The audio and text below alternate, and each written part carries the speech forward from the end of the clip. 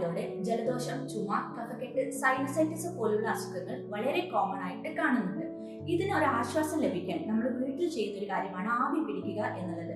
ആവി പിടിക്കുന്ന സമയത്ത് ശ്രദ്ധിക്കേണ്ട കാര്യങ്ങൾ എന്തൊക്കെയാണ്?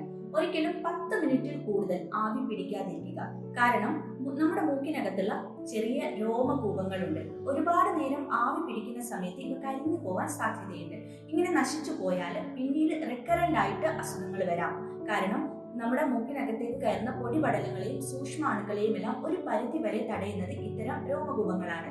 അതുപോലെ നമ്മൾ ആവി പിടിക്കുന്ന സമയത്ത് ആ വെള്ളത്തിലേക്ക് വേപ്പർ റബ്ബുകൾ, വിക്സ് പോലുള്ള വേപ്പർ റബ്ബുകൾ ആഡ് ചെയ്യുന്നത് ഒഴിവാക്കുക.